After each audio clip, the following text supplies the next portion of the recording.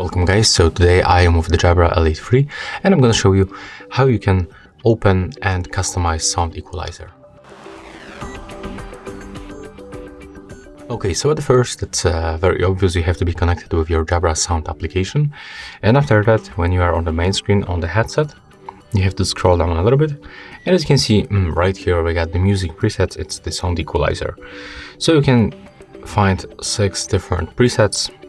You can pick any of them, you can simply switch and you can test which one fits you the best.